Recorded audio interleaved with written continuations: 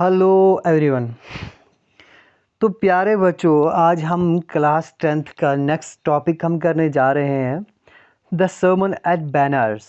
बहुत सारे कमेंट्स आए थे कि इस चैप्टर के लिए कि सर ये चैप्टर करें। और भी चैप्टर्स के लिए, शॉर्ट स्टोरीज़ के लिए बहुत सारे कमेंट्स आए, लेकिन मैं प्रेफर करता हूँ जिस चैप्टर के लिए या जिस टॉपिक के लिए ज़्यादा कमेंट्स हो तो पहले मैं वही टॉपिक बनाता हूँ, ठीक है ना। तो इसके बाद फिर मैं नेक्स्ट देख लेता हूँ कौन सा है। तो चलिए आज हम इस चैप्टर को कंप्लीट करते हैं। चैप्टर छोटा सा है, इसको हम एक ही पार्ट में कंप्लीट करेंगे, राइट। चलिए स्टार्ट करते हैं। देखिए, इससे पहले कि मैं चैप्टर स्टार्ट करूं, मैं थोड़ा सा आपको बताता हूं गौतम बुद्धा की लाइफ के बारे में। इस चैप्टर के बारे में थोड़ा बैकग्राउंड बोलते हैं। जो गौतम बुद्धा है, ये एक यानी कि एक जो राजा था उसका बेटा था। सिद्धार्थ गौतम इसका नाम था। तो इस चैप्टर में हमें ये पढ़ने को मिलेगा कि जब इसने यानी कि पढ़ाई की, वहाँ से वापस एक प्रिंसेस से शादी की, एक बच्चा भी इनका हुआ और 10 साल वो जिया तो फिर वो मर गया।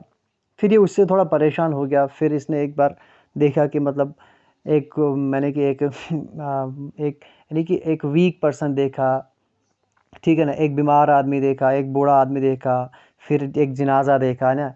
फिर उसने मतलब बहुत सारी ये चीज़ें देखी, तो उसको लगा कि ये लाइफ में लोग स्ट्रगल कर रहे हैं, ये सफ़र कर रहे हैं, पेन्स हैं, दर्द है, इनका इलाज आखिर है क्या। तो इसने क्या किया, ये एक पेड़ यानी कि एक घूमा, पहले एक भिखारी बन गया, ठीक है ना। फिर भूखा भी रहा, बहुत कुछ किया, यानी घर से निकल भी गया। तो इसको लगा कि नहीं नहीं, इससे कोई इलाज होने वाला नहीं। दोबारा इसने खाना शाना शुरू कर दिया। फिर एक दरख्त के नीचे बैठ गया, बोधी ट्रीज के नीचे बैठ गया, फिग ट्री के नीचे। कहा कि जब तक मुझे एनलाइटमेंट नहीं मिलेगी तब तक मैं इस दरख्त से नहीं उठूँगा। तो लगातार दिन रात वो 7 दिन वहाँ पर रहे। तो जब वो एनलाइटेड हो गए, उसे एक एनलाइटमेंट मिली, तो इसने क्या किया, अपनी उस प्रीचिंग को लोगों तक पहुंचाना शुरू किया, अपने उस टीचिंग को, अपने उस नॉलेज को, एनलाइटमेंट को लोगों तक पहुंचाना शुरू कर दिया। तो वो क्या थे, इसने जो जो लाइफ की जो है कि प्रॉब्लम अगर सॉल्व करनी होगी, लाइफ की जो 4 सच्चाइयाँ थी, इसने वो मतलब हाँ हमें बताई। वो क्या थी, यानी कि वो बताता है कि जो प्रॉब्लम्स हैं, पेन्स हैं, ये इंसान की लाइफ में आते रहते हैं, ठीक है ना। ये है, ये सच है। और इन पेन्स का इलाज किया जा सकता है। ये पेन्स किससे बनती हैं, इंसान की डिज़ायर है, जो एम्बिशन से, इनसे बनती है। और इन पेन्स का इलाज किया जा सकता है। और वो क्या चौथा है कि चौथा असूल क्या है कि इनका इलाज कैसे किया जाता है। इसके अंदर मतलब 8 फोल्ड पैथ्स हैं, ठीक है ना। 8 फोल्ड में बताया है इसने कि हम कैसे इसका इलाज कर सकते हैं। मैं यहाँ पर नहीं बताऊँगा वो कौन कौन से क्या हैं, ये 4 चीज़ें हैं। तो बैकग्राउंड इसका ये है कि इसी के चलते इस चैप्टर में हमें पढ़ने को मिलेगा, आगे भी और भी कुछ चीज़ें हम सीखने को मिलेगी। चलिए हम जल्दी से स्टार्ट करते हैं, right. Gautama Buddha began life as a prince named Siddhartha Gautama in northern India. इसका नाम सिद्धार्थ गौतमा था, ठीक है ना। एक प्रिंस की तरह ये ज़िंदगी जी रहा था, इसका नाम ये था, और नॉर्दर्न इंडिया की एक जगह था, ठीक है ना। At 12, he was sent away for schooling in the Hindu sacred scripture, and 4 years later he returned home. जब वो 12 साल की उम्र का था, उसको हिंदू स्क्रिप्चर्स भेज दिया गया, यानी कि 4 साल के लिए तालीम हासिल करने के लिए। फिर वो 4 साल के बाद घर वापस आया टू मैरी अ प्रिंसेस। फिर उसने क्या किया, जब वो घर वापस आया 16 साल की उम्र में, 15-16 साल की उम्र में, उसने क्या किया, एक प्रिंसेस से शादी कर ली। They had a son and lived for 10 years as befitted royalty. उनके एक बच्चा था, वो 10 साल तक जिया एज ए रॉयल फैमिली का member. Befitted as a royalty, that means कि यानी कि उस रॉयल फैमिली का मेंबर एक वो बन के 10 साल तक वो जिया, फिर वो मर गया। At about the age of 25, the prince hit for shielded from the sufferings of the world. Hit for होता है यानी कि until then, ठीक है ना।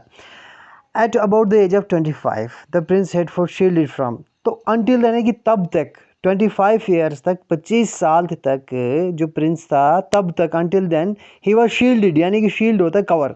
वो कवर्ड था, उसको नहीं पता था सफरिंग्स क्या होते, दुनिया की भुगतना क्या, क्योंकि प्रिंस था, उसको क्या लेने देना बाहर क्या हो रहा है, लोग कैसे भुगतते, कैसे जीते, क्या फ़र्क पड़ता है। वो एक प्रिंस था, तो इस चीज़ से वो बचा हुआ था, कवर था, वो शील्ड उसके बाहर से लगी हुई थी, उसको पता नहीं था एक्चुअली है क्या वो। But while out hunting chanced upon a sick man, then a aged man, then a funeral. लेकिन जब वो बाहर घूमा, उसने देखा, उसने क्या देखा कि उसने एक सिक मैन को देखा, ठीक है ना। फिर उसने एक बूढ़े आदमी को देखा, एज्ड मैन। फिर उसने क्या देखा, फ्यूनेरियल देखा। फ्यूनेरियल होता है जब कोई मर जाता है, क्रियाक्रम उसका करते हैं या फिर जनाजा उठता है उसका। तो अर्थी उठती है, तो उसने वो प्रोसेशन, वो जुलूस देखा, वो लोग देखे, वो परेशान हो गए, लोग बुरी हालत में हैं। फिर फाइनली उसने क्या देखा कि वो एक मॉन्क देखा। मॉन्क होता है यानी कि जो बुद्धिज़्म में ज़्यादा होता है, वो क्या करता है, घर बार छोड़ देता है, सन्यासी बन जाता है, शादी शादी सब कुछ त्याग देता है, बीवी बच्चे। उसने क्या देखा, एक मॉन्क देखा, वो क्या कर रहा था, वो बैगिंग कर रहा था फॉर एल्म्स। एल्म्स होता है खाने पीने की चीज़ें ना, खुराक वगैरह, उसके लिए वो बैगिंग कर रहा था। तो फिर क्या हुआ, these sights so moved him that he at once became a beggar. तो जो ये साइट्स, जो ये नज़र थी, जो उसने ये नज़ारा देखा, ये जो सिचुएशंस थी, उसने जब ये देखी तो एक झटके में उसका मन बदल गया। वो क्या बन गया, एक भिखारी बन गया। And went out into the world to seek enlightenment concerning the sorrows he had witnessed. अब वो मतलब दुनिया में बाहर चला गया, वो निकल गया किस चीज़ के लिए, ताकि वो क्या करे, एनलाइटमेंट हासिल करे, इसका सच हासिल करे, इसका इलाज हासिल कर सके। किसके related, concerning the sorrows he had witnessed, जो सॉरोज उसने जो देखे थे, है ना, अपना बच्चा मरा, फिर बाद में ये सब के देखा उसने, इसके रिलेटेड जो भी सॉरोनेस है, यानी कि इसका सच क्या है, इसका इलाज क्या है, ये ढूंढने के लिए वो निकल गया। He wandered for 7 years and finally sat down under a fig tree where he vowed to stay until enlightenment came. कह रहा है कि वो पूरी दुनिया में घूमा, लेकिन फाइनली वो एक फिग ट्री के नीचे बैठ गया। ठीक है ना, एक ट्री है, उसके नीचे बैठ गया। उसने कसम किया, वेयर ही वोड, उसने मतलब शपथ ली, कसम किया, क्या किया, वो वहाँ तब तक बैठा रहेगा जब तक इसके पास एनलाइटमेंट आएगी। ठीक है ना, फिर उसने क्या किया, हाँ, तब तक उस एनलाइटेड आफ्टर 7 डेज, 7 दिनों के बाद जब वो एनलाइटेड हो गया, उसको एनलाइटमेंट मिली, वो नॉलेज मिला, वो रास्ता मिल गया। ही रिनेम्ड द ट्री द बो ट्री, ट्री ऑफ विजडम। उसने उस ट्री का नाम क्या कर दिया, रिनेम कर दिया, उसका नाम रखा bo tree. Bo tree means tree of wisdom, यानी कि अक्ल का दरख्त। And began to teach and share his understanding. उसने क्या किया, अब जो एनलाइटमेंट उसको मिली, वो उस एनलाइटमेंट को, अपनी उस समझ को, अपनी उस नॉलेज को शेयर करने लगा, प्रीच करने लगा, टीच करने लगा। Right, at that point he became known as the Buddha. तो इस पॉइंट पर वो बुद्धा के नाम से जाना जाने लगा। दैट मीन्स द अवेकन्ड और द एनलाइटेड, यानी कि एक ऐसा इंसान जो एनलाइटेड है, जिसके पास नॉलेज आ गया हो, जो अवेकन हो गया हो। ठीक, the Buddha preached his first sermon at the city of Banaras. Okay, तो सर्मन क्या होता है, एक्चुअली सर्मन एक लेक्चर होता है, लेकिन रिलीजियस लेक्चर होता है। ठीक है ना, तो इसने क्या किया, जो बुद्धा है, इसने पहला जो अपना रिलीजियस लेक्चर दिया इस पर, वो कहाँ पर दिया, बनारस, एक सिटी है। ठीक है ना, ये क्या है, the most Holi of dipping places on the river Ganges, जो दरिया गंगा है, दरिया गंगा के यानी कि बैंक पर, यानी कि उसके किनारे पर एक सिटी है बनारस, जहाँ पर जो कि मोस्ट होली, यानी कि सबसे मुकद्दस जगह है, जहाँ पर लोग अक्सर ज़्यादातर वहाँ पर जाते हैं डिप करने के लिए। डिपिंग होता है यानी कि डुबकी लगाना पानी में, बैप्टाइज होना, गुनाहों से खुद को पाक करना, वहाँ पर जाया करते, गुनाह मतलब पाप धुलने के लिए। तो सबसे मशहूर जगह है उस सिटी, वहाँ पर उसने पहला क्या किया, ये सरमन दिया अपना, यानी कि जो खुतबा दिया, किस्म के कह सकते हैं, एक रिलीजियस लेक्चर दिया। That sermon has been preserved and is given here, और उस sermon को प्रिजर्व किया गया। ठीक है ना, जो उसने बोला उसको प्रिजर्व किया गया रिटर्न में, फिर यहाँ पर मतलब ये लिखा गया इस बुक में, ये दिया गया आपके सामने। ठीक है ना, and preserve and given here, जो वहाँ पर दिया, ठीक है, यहाँ पर दिया हुआ है। It reflects Buddha's wisdom about one inscrutable kind of sufferings.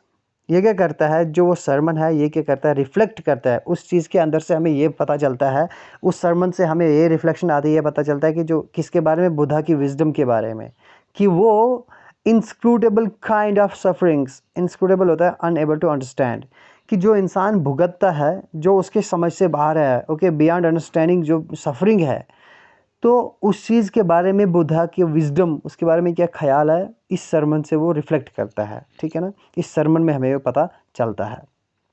Okay, कीसा Gautami had an only son and he died.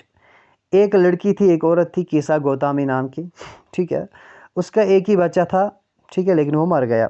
In her grief she carried the dead child to all her neighbours asking them for medicine.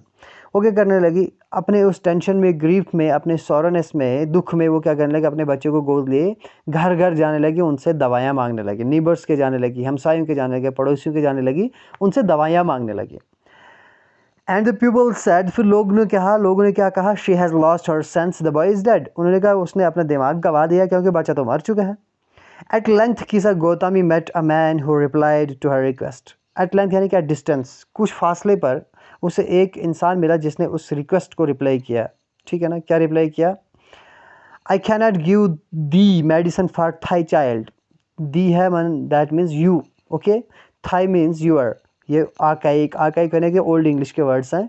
I cannot give दी, मैं तुम्हें medicine नहीं दे सकता हूँ, for thy child, तुम्हारे बच्चे के लिए मैं तुम्हें मेडिसिन नहीं दे सकता हूँ, but I know a physician who can, लेकिन एक फिजिशियन को मैं जानता हूँ जो आपको दे सकता है।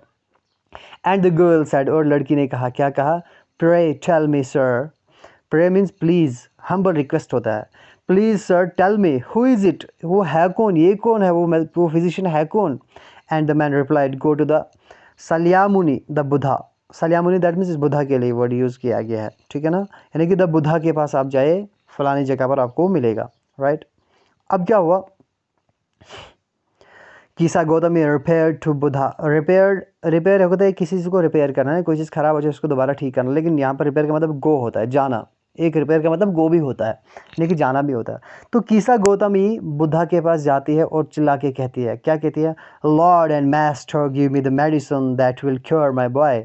ए मेरे लॉर्ड और मेरे आका, मेरे मालिक और मेरे मास्टर, मुझे दवाई दे दे ताकि मेरा बच्चा ठीक हो जाए, ताकि मैं अपने बच्चे का इलाज कर पाऊँ, ठीक है ना, जो मेरे बच्चे का इलाज कर दे, ऐसी कोई दवाई दे दे।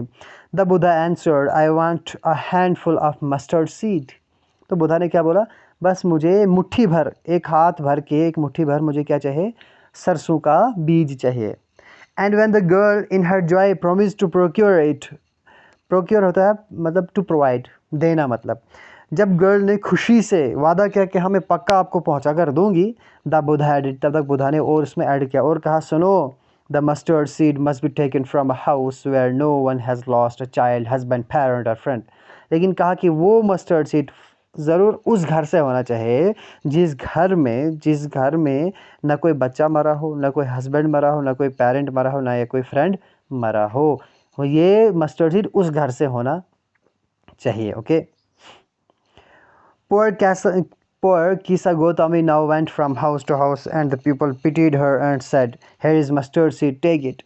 अब वो घर से घर जाने लगी, एक घर से दूसरे घर जाने लगी, तो लोगों ने उस पर तरस खाया, पिटीड हर, ठीक है ना, तरस खाते उस पर कहा, मतलब खाया और कहा, क्या कहा, ये लो आपके लिए मस्टर्ड सीड है, इसे ले जाओ। बट व्हेन शी आस्क्ड, लेकिन जब उनसे वो पूछी, did a son, a daughter, a father, or mother die in your family? They answered her, alas, the living are few, but the dead are many. जब वो पूछी कि तुम्हारा कोई बेटा, कोई बाप, कोई फैमिली, कोई फ्रेंड मरा तो नहीं है, वो उसका जवाब कैसे देते, बोलते हैं काश, द लिविंग आर फ्यू, का कि हम जो जिंदा हैं, जो जीवित हैं वो कम हैं, लेकिन जो मरे हैं वो तादाद में ज़्यादा हैं, ज़्यादा तो मरे हैं, हम तो कम ही लोग जिंदा हैं, हम में से ज़्यादातर मर गए हैं। Don't remind us of our deepest grief, हमारा जो ग्रीफ है, जो दुख है, सबसे गहरा दुख है, वो हमें याद मत दिलाओ, हमें अपनों की याद मत दिलाओ। And there was no house but some beloved one had died in it, लेकिन ऐसा कोई भी घर उसने नहीं पाया सिवाय, मतलब यानी कि जहाँ पर कोई नहीं मरा हो, ऐसा कोई भी घर नहीं उसको मिला, right. Okay, कीसा Gautami became weary. अब क्या हुआ, वो बहुत थक चुकी है, हर घर में गई, वो तो ऐसा घर उसको कोई मिला ही नहीं जहाँ पर कोई नहीं मरा हो, वो चलते चलते थक गई और होपलेस हो गई, उम्मीद ख़त्म हो गई उसकी।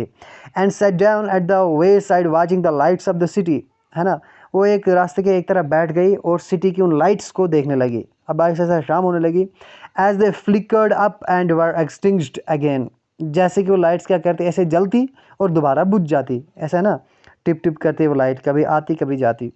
Eight last the darkness of the night reigned everywhere, reigned होता है हुकूमत करना, यानी कि फैल जाना, तो फाइनली उसने क्या देखा, पूरा अंधेरा चारों तरफ छा गया। And she considered the fate of man that their lives flicker up and are extinguished again. फिर उसने क्या किया, उसने कंसिडर किया इंसान जो है, उसकी फेट, उसकी मुकद्दर, उसकी डेस्टिनी उसको समझ में आई, उनकी, है ना, दैट देयर लाइव इज़, किस तरह की, जिस तरह की वो बल्ब, वो लाइट्स जलती हैं और बुझ जाती हैं, वैसे इनकी ज़िंदगी भी क्या करती है, फ्लिकर अप, जलती है, यानी कि पैदा होता है इंसान है, एंड आर एक्सटिंक्ट अगेन, और दोबारा वो बुझ जाती है, यानी कि मर जाता है इंसान। उसको अभी समझ में आया, उन लाइट्स से उसको ये समझ में आया। And she thought to herself, how selfish I am in my grief. फिर उसने खुद से सोचा कि मैं कितनी सेल्फिश हूँ, मैं कितनी खुदगर्ज हूँ, मैं अपने दुख के लिए अपनी कितनी खुदगर्ज हूँ मैं। Death is common to all, yet in this valley of desolation there is a path that leads him to immortality. कहा कि मैं कितनी क्या हूँ, सेल्फिश हूँ, कि ये डेथ तो सबके लिए बराबर है, वो तो कॉमन है, वो तो हर एक को आनी ही आनी है, ठीक है ना। Yet death is common to all, yet in this valley of desolation अब बोलते हैं अभी ये जो वैली ऑफ डेजोलेशन यानी कि डेजोलेशन मीन्स डिप्रेशन या दुखों से भरी हुई वादी में, कहा कि यानी इस दुनिया में, इस दुखों से भरी हुई वादी में, इस दुनिया में क्या है, there is a path that leads him to immortality who has surrender all selfishness. कहा कि एक रास्ता है जिससे एक इंसान क्या कर सकता है, इमॉर्टल बन सकता है। मॉर्टल होता है अमर हो जाना, मर जाने वाली चीज़, तो इमॉर्टल होता है जो चीज़ ख़त्म नहीं होती। कहा कि हाँ एक चीज़ है जो इंसान को अमर बना सकती है, इमॉर्टल बना सकती है, वो क्या है, जो क्या करेगा, तमाम अपनी सेल्फिशनेस को क्या कर देगा, सरेंडर कर देगा, ख़त्म कर देगा, छोड़ देगा, खुद गर्जी ख़त्म कर देगा। उसकी सोच क्या हो सकती है, इमॉर्टल हो सकती है। एक यही रास्ता, एक पाथ है जो इमॉर्टलिटी की तरफ जाता है। Okay, the Buddha said the life of mortals in this world is troubled and brief and combined with pain। तो बुद्धा ने कहा, क्या कहा, जो लाइफ ऑफ मॉर्टल्स है, मॉर्टल्स मीन्स यानी कि जो फानी होने वाली चीज़ है, जो मरने वाली चीज़ है, ख़त्म होने वाली चीज़ है, यानी कि इंसान, जो इंसान की लाइफ है इस वर्ल्ड में वो कैसे है, is troubled and brief and combined. वो क्या है, एक तो मुश्किल से भरी हुई है, ब्रीफ क्या है, छोटी सी है, कम उम्र है, थोड़ी सी लाइफ है, एंड कम्बाइंड विद पेन, और इस किससे कम्बाइंड है, किससे भरी हुई है, दुख और दर्द से भरी पड़ी है। For there is not any means by which those that have been born can avoid dying। कहा कि ऐसा कोई भी जरिया नहीं है जो इंसान, those who have been born, जो पैदा हुआ है, कि वो मरने को अवॉइड करे, यानी कि मौत से बच जाए, ऐसा कोई रास्ता नहीं है, कोई तरीका नहीं है। After reaching old age there is a death। कहा कि जब इंसान क्या करता है, ओल्ड एज को पहुंचता है, तो उसके बाद क्या, एक मौत है। अब such a nature are living beings, तो इसी फितरत का कि तो लिविंग इंसान है, यानी कि जो लिविंग बीइंग है, जो जानदार क्रिएचर्स हैं, उनकी फितरत तो यही, उनका नेचर यही है कि जब वो ओल्ड एज हो जाते हैं उनको फिर मरना पड़ता है। There is a death after the old age. As ripe fruits are early in danger of falling. कह रहे हैं कि जिस तरह की जो पका फ्रूट होता है, जो फ्रूट पक जाते हैं ना, ठीक है ना, are early in danger of falling, यानी कि वो हमेशा उनको गिरने का खतरा रहता है ना, जिस तरह के पके फ्रूट होते हैं, जब फ्रूट पक जाता है तो उनको गिरने का खतरा रहता है। So mortals when born are always in danger of death. तो उसी तरह कह रहे हैं कि जो मॉर्टल्स है, जो इंसान है, जो पैदा हुए हैं, वो उसी फ्रूट की तरह क्या होते हैं, हमेशा मरने के खतरे में रहते, कभी भी मौत आ सकती है। एज ऑल अदर्न vessels made by the potter end in being. कह रहे हैं कि जिस तरह से कि अर्दन यानी कि जो वेसल्स है, यानी कि जो मिट्टी से बने हुए बर्तन हैं, जिस तरह एक एक पॉटर क्या करता है, वो मिट्टी से बने हुए बर्तन बनाता है, वो क्या होता है, made by the potter end in being broken. ठीक है ना, तो उनका जैसे खात्मा कैसे होता है, उनका एंड कैसे होता है, कि वो जब टूट जाते हैं। So is the life of models. तो इसी तरह क्या है, जो लाइफ ऑफ मॉडल्स है, यानी इंसानों की ज़िंदगी है, वो भी इसी की तरह मिसाल ही एग्जाम्पल देता है यहाँ पर अलग अलग। तो वो इंसान की लाइफ भी इसी तरह की है। Both young and adult, both those who are fools and those who are wise, all fall into the power of death, all are subject to death। कह रहे कि जैसा भी कोई इंसान हो, चाहे यंग हो, चाहे अडल्ट हो, चाहे वो फूल हो, बेवकूफ़ हो, या फिर कोई वाइज हो, समझदार हो, सब के सब मौत की, यानी कि fall into the power of death, ये मौत की उस पावर से बच नहीं सकते, उसमें इनको गिरना ही गिरना है, मरना ही मरना है। All are subject to death, ये सब के सब क्या है, मौत का एक सब्जेक्ट है, यानी कि एक ऐसी क्रिएचर है जो क्या है कि इनको मौत आनी ही आनी है। अब those who overcome by death depart from life, a father cannot save his son, nor kinsman their relation। कह रहे कि अब those who overcome by death, कह रहे कि वो इंसान जिन पर मौत आ चुकी है, जिनको डेथ ओवरकम कर चुकी है, जो डिपार्ट हो गए हैं, यानी कि जो अलग हो चुके हैं लाइफ से, तो इनमें से क्या है कि एक जो बाप है, वो कभी भी अपने बच्चे को इस मौत से नहीं बचा सकता। नहीं कोई किन्समैन होता है कि यानी कि आपका ट्राइब, यानी कि आपका जो यानी कि ट्राइब है, उसका कोई मतलब एक सदस्य है, आप बोल सकते हो आपके कुंबे का, आपके ट्राइब का, सेक्ट का एक सदस्य है। यानी कि जैसे एक ट्राइब का एक सदस्य अपने रिलेटिव्स को नहीं बचा सकता है। मार्क, मार्क मीन्स यानी कि याद रखो, नोटिस करो, ठीक है ना, नोटिस करो, वाइल रिलेटिव्स आर, यानी कि याद रखने की चीज़ है ये।